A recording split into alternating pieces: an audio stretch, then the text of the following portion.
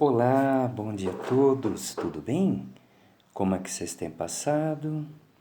Se cuidando direitinho com relação a esse problema que estamos enfrentando? Isso é muito importante, né? Sempre é bom a gente estar lembrando, cuidado básico, mas básico mesmo, né? Aquelas coisas que a gente acaba esquecendo e se depois der tudo certo, passam a fazer parte do nosso cotidiano, né? Não é porque nós já estamos evitando, né, fazendo grandes coisas para evitar que essa doença ela se extingua aqui, né, ou pelo menos que não cause grandes problemas, mas o pouquinho que cada um fizer é sempre bom. Mas algumas coisas a gente deveria guardar assim para o restante da nossa vida, né? Por exemplo, o que se fala muito hoje, lavar as mãos quando chegar em casa, né? Lavar bem, lavar o braço, né? Mas isso é um hábito que nós já deveríamos ter isso há muito tempo, não é verdade? Outra coisa que é um hábito, aí sim, né, que seria muito importante todos continuarem fazendo, mesmo depois da epidemia, né? Seria pegar uma gotinha de álcool gel, né? Passar na mão, para desinfetar bem a mão, né? Passar entre os dedos, passe bem assim, onde nós temos as unhas, né? Embaixo das unhas é sempre um problema grave, né? Onde se acumulam muitos micro-organismos, né? Aproveita que a mão vai estar bem meladinha, né? Ó, passa no braço, né? Vamos tentar diminuir os efeitos dessa infecção aí, né? Dessa pandemia, né? Não dá nem para falar mais em epidemia. Epidemia é um caráter local, né? Então vamos tentar resolver esse problema o quanto antes, né? Lembrando que é óbvio, se todo mundo estiver fazendo o seu trabalho como deve ser, os efeitos aqui serão bem menores do que a gente observou em outros locais, né? Então, isso daí a gente tem que ter na nossa consciência, tá? Bom, vamos lá então, gente. Pessoal do terceiro médio, nós trabalhamos esse bimestre basicamente a genética, né? Foi só genética, na verdade. É claro, de vez em quando perguntam-se algumas coisinhas diferentes, a gente procura ajudar, né? Sempre que é possível, sem sacrificar o nosso trabalho, né? Aí vocês fizeram as avaliações, parabéns para vocês. Sim, por quê? Eu não estou falando em questão de notas, não, não é isso. Mas a sala de vocês foi a única que fez as provas e foi a única que não faltou um aluno. Pelo menos na minha matéria, tá bom? Na minha não, né? Na nossa matéria que é biologia, tá bom? Tivemos notas muito boas, notas nem tão boas assim, tá bom? Mas isso não importa agora, não é verdade? O que importa é que a gente possa sanar várias dúvidas que ficaram claras, né? Uma delas que eu percebi foi quando eu pedi para vocês definirem o que nos diz a primeira lei de Mendel.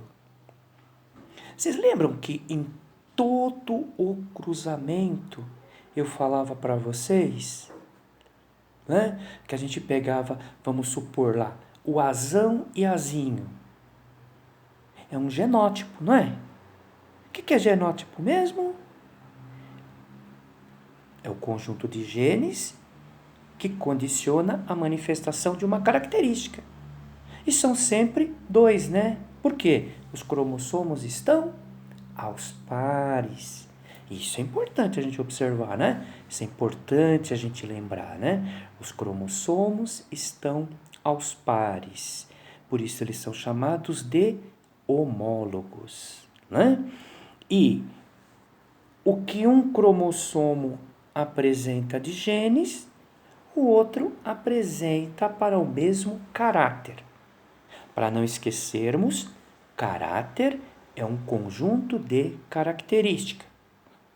Por exemplo, o caráter, vamos lá, destreza com as mãos ou com os pés. O indivíduo pode ser destro, ele pode ser canhoto. canhoto, mas os dois se referem ao mesmo caráter. Tudo bem, gente? Então vamos pegar um genótipo bem simplificado, vai? Um genótipo azão, azinho. Tudo bem? Duas letras, né? Azão e azinho. E quando se formam os gametas, lembra como a gente fazia? A gente separava azão para um lado, azinho para o outro. Não é verdade? Vocês viram que nós aí praticamente já falamos a primeira lei de Mendel? Todo o caráter é condicionado por um par de fatores, que são esses genes ali. Os genes são alelos, não é verdade? E o que acontece? Se separam na formação dos gametas, onde ocorrem em doses simples, ou puros. Não é verdade? Não é isso que diz a primeira lei de Mendel? Tá? Então, isso daí foi muito importante, né? Algo que toda hora aí você fazia o cruzamento e depois não me respondeu a questão, né? Do que nos diz essa primeira lei de Mendel, né? Mas estamos aqui para aprender, não é verdade? Eu errei, mas vou aprender mais à frente, né? Muito bem. Eu falei das letrinhas, né? Azão e azinho. Eu posso usar azão e azinho para qualquer genótipo que eu quiser? Não posso, né? Por isso mesmo que nós aprendemos por que uma letra ela é grafada com maiúscula e a outra com minúscula. Não é verdade? Lembra disso? Característica dominante, característica recessiva. Por que um é dominante? Porque quando eles estão nesse caso, vamos lembrar os termos? Quando você tem dois genes diferentes para um mesmo caráter, a gente diz que o indivíduo ele é heterozigoto, não é verdade?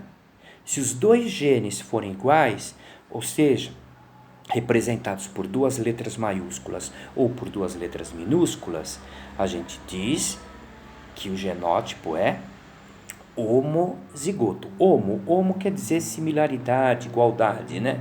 Hétero quer dizer dualidade, tá bem? Então, vamos lembrar, uma característica dominante, marcamos com letra maiúscula. Uma recessiva com letra minúscula. E para escolher a letra, o que eu faço? Eu tenho que pegar a primeira letra sempre da característica recessiva. Não é verdade?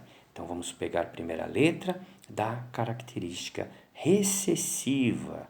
Então, vamos lá. Se eu pegar o caráter destreza com as mãos, o indivíduo pode ser destro ou pode ser canhoto. Nesse caso, eu já falo para vocês que o canhoto é recessivo em relação ao destro. Tá bem? Então, eu vou usar a letra C, que é a primeira letra do recessivo. Tudo bem? Então, vamos lá. Se o indivíduo for Czão, Czão ou Czão, Czinho, né? Ele vai apresentar dominância ou predominância da mão direita, tá bom? Para ele ser canhoto, ele vai ter que ser recessivo, né? Czinho, Czinho, tá bom? Então, isso é algo que a gente não pode esquecer. Porque, vocês querem ver uma coisa? Quando eu peço um cruzamento para vocês, dou as ideias para vocês descobrirem também ali quem é o dominante, quem é o recessivo. Se você fizer o cruzamento tudo bonitinho, e você usou a letra errada, você errou um pré-requisito. Então, não dá para se considerar nada correto. É considerado integralmente errado, tá bom? Esse recurso, às vezes, de escolher uma letra e só vou usar aquela letra para resolver os exercícios, ela serve muito bem, sabe para quê? Quando você vai resolver um exercício que é do tipo teste e que você não tenha que demonstrar. Fique atento, hein, gente? Fique atento, porque muitas vezes o problema é um teste, mas abaixo ele pede para você demonstrar como é que você chegou naquele resultado. Então, se você demonstrar erradamente, mesmo que a opção esteja grafada corretamente, você está perdendo ponto aí e às vezes o professor pode desconsiderar 100%. Então, vocês têm que tomar muito cuidado com essas coisas, tá bem? Então, vamos lá? Vamos lembrar algumas coisinhas importantes que nós já falamos? Genótipo é o conjunto de genes que condiciona a manifestação da característica ou das características no indivíduo. Eu posso usar só para um caráter, né? Caráter é um conjunto de características, né? Eu posso pegar 2, 3, 4 caráteres ao mesmo tempo, tá bom? Muito bom. Vamos lá.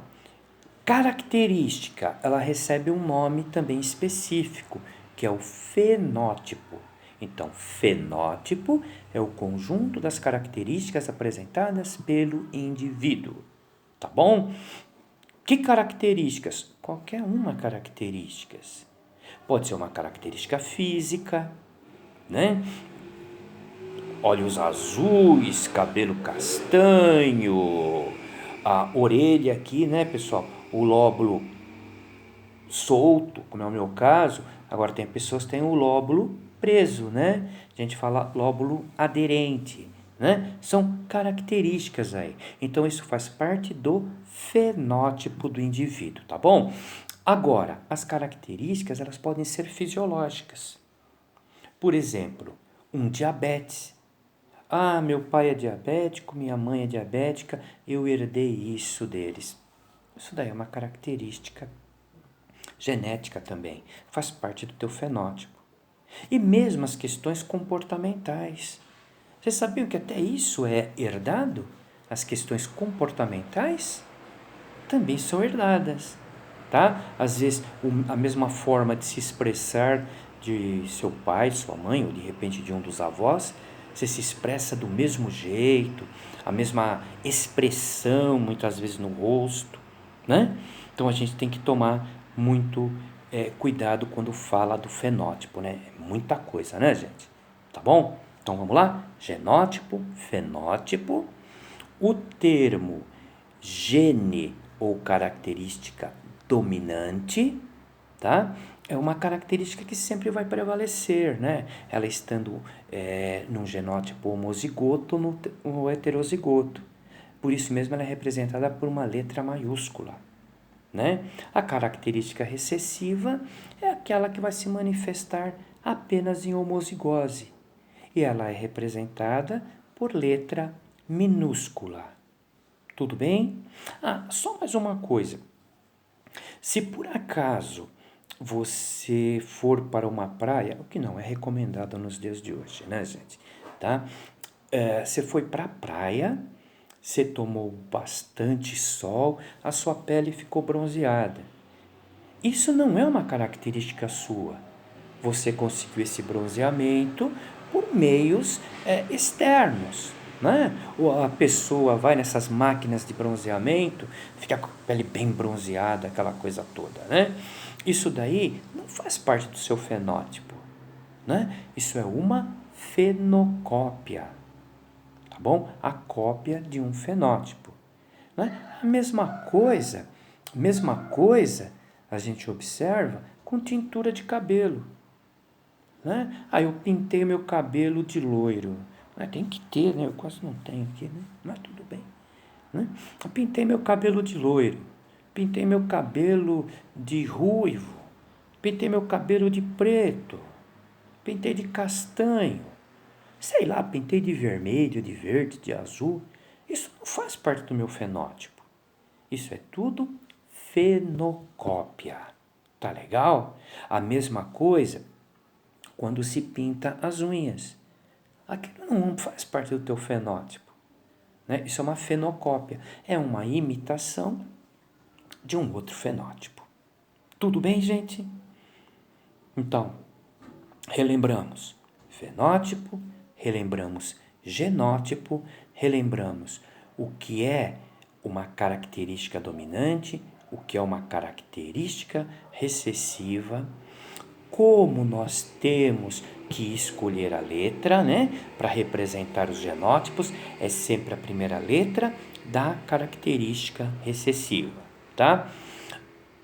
Quando você pega um problema, ele sempre vai te dar chances de descobrir se tal característica ela é dominante ou ela é recessiva. Sempre vai te dar essa oportunidade.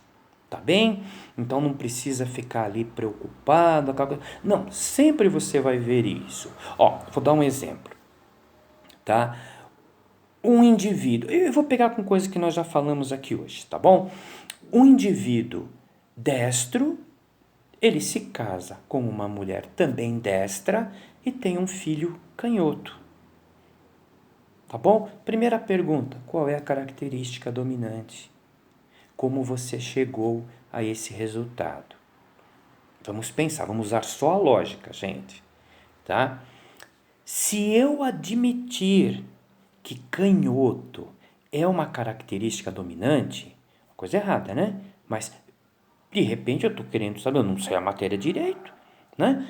Eu tenho que pensar o seguinte, se eu pego como canhoto sendo dominante, eu tenho que lembrar que ele é formado por 2 genes, e um gene veio do pai e outro veio da mãe. Né? Ué, mas se ele é dominante, por que ele não se manifestou no pai e na mãe? Vocês estão vendo? Agora, eu posso ter uma característica dominante e ser portador de um gene recessivo, sem problema nenhum. Tá bem? É o caso do heterozigoto, que nós citamos ali, né? O azão e o azinho, né? Nesse caso aqui, os pais destros tendo um filho canhoto, os pais seriam Czão, Czinho, né? Ou se preferirem, C maiúsculo, C minúsculo, cruzado com C maiúsculo, Czinho ou C minúsculo. Tá bem? Que é para poder gerar. Agora, 2 canhotos não tem como gerar um destro. Ele só tem Czinho, né, pessoal? Vocês entenderam até aqui? Então, isso daí ele é muito importante para que a gente possa trabalhar o restante, tá bom? Vamos ver uma outra coisinha que é muito importante? Bom, é algo que nós chamamos de proporção, né? A proporção fenotípica e a proporção genotípica. Como o próprio nome já diz, ela nos mostra em proporção qual é a possibilidade de um casal obter um filho com determinada característica. Tá bom? Então, vamos pegar esse caso do canhoto aí que nós falamos, né? Os pais são destros, portanto, cada um deles vai formar tanto Czão como Czinho. Ambos, né? Agora, vamos pensar o seguinte. Quando você fizer o cruzamento, de um lado você sempre tem que imaginar que é um macho e do outro lado que é uma fêmea. A ordem não interessa, tá? Há uma fêmea e um macho. Não interessa. De um lado vai produzir espermatozoide, do outro lado vai produzir óvulos. E como é que ocorre a fecundação? Já existe um óvulo ou um espermatozoide pré-determinado? Não, não existe. Isso ocorre ao acaso. Em outras palavras, vocês querem saber? Nós somos frutos de um acaso. Tá? Quando nós fomos concebidos, nós somos frutos de acaso. A gente não sabe, não tinha um espermatozoide, um óvulo que eram aqueles e fim de papo, tá? Cientificamente falando, pelo amor de Deus, hein? Tá? Não vamos confundir as coisas, tá? Cientificamente falando, tá? Muito bem. Então, vamos pensar uma coisa. Um é Czão Czinho, o outro é Czão Czinho. 50% dos gametas de cada um será o Czão e 50% o Czinho. Agora, vocês têm que imaginar, ó, esses espermatozoides que de repente você pôs à esquerda, qual deles que vai fecundar qual dos óvulos? Vai fecundar o que tem o Czão? Vai fecundar o que tem Czinho? A gente não sabe, acabamos de falar que é o acaso, não é verdade? Então, vocês concordam que o Czão, esperma que está no espermatozoide, esse espermatozoide pode fecundar um óvulo que tenha tido Czão? Pode, né? Vai formar um indivíduo Czão, tá bom? Mas ele não poderia fecundar o outro que tinha Czinho? A gente não sabe qual foi a ovulação que teve. Então, vocês têm que entender isso, é possibilidades, tá bom? Se ele fecundar, vai dar Czinho. Mas se o espermatozoide que fosse lá fecundar fosse o Czinho, né? Se ele fecundar o óvulo que tem Czão, vai formar um indivíduo Czão, Czinho. Importante, tá? No genótipo heterozigoto, o dominante, vocês têm que pôr sempre na frente. Tá legal? Ele é dominante, só pensa isso, é dominante. Então vem na frente, tá bom? Czão, Czinho. E se o Czinho que está nesse espermatozoide fecundar o óvulo que tem Czinho, vai formar um indivíduo Czinho. Então vamos pensar em termos de proporção. Eu tive 4 genótipos possíveis embaixo, não é verdade? Czão, Czinho, Czão, Czinho, outro Czão, Czinho e um Czinho. Se tiver Czão, ele é destro. Se tiver apenas Czinho, ele é canhoto. Então, eu tive 3 em 4 possíveis destros. Como é que eu vou montar a proporção de fenótipos? 3/4 destros e 1/4 canhoto. Tudo bem? E se a gente pensar em proporção de genótipos? A proporção genotípica. Nesse caso, nós vamos observar que nós estamos tendo 3 genótipos diferentes. Czão, eu só tenho 1. Em quantos possíveis? Em 4. Czão, Czinho, eu tenho quantos? 2 em 4 possíveis. Não é verdade? E Czinho, 1 em 4 possíveis. Tá bom? Então, nesse caso, nós teríamos 1/4 Czão, né? 2/4. Se quiser simplificar, simplifica. Meio. Tudo bem? Czão, Czinho e 1/4 Czinho. Tá bem? E Czinho? 1 em 4. 1/4, né, pessoal? Tudo bem até aí, pessoal? Então, nós trabalhamos esse início, tá? Aqui ainda não tenho a técnica para ficar montando as planilhas e passando para vocês, mas juro que vou aprender a fazer isso e o mais breve possível vou estar montando e fazendo os cruzamentos e mostrando para vocês ali, tá bom? Por enquanto eu não sei fazer isso, tá? Simplesmente, mas estou ralando aqui para aprender, para tentar passar o melhor que for possível para vocês, tá? Aprendendo com outros que sabem mais, ensinando para alguns que sabem menos, tá bem? Eu acho que é fundamental da nossa vida, não é verdade? Sempre agir dessa forma, tá? Então, nós vamos encerrar esse bate-papo hoje falando sobre isso. Eu peço a vocês, porque vocês vão de lembrar que não dava tempo da gente resolver todos os exercícios. Voltem nos exercícios da nossa apostila. Tentem resolver.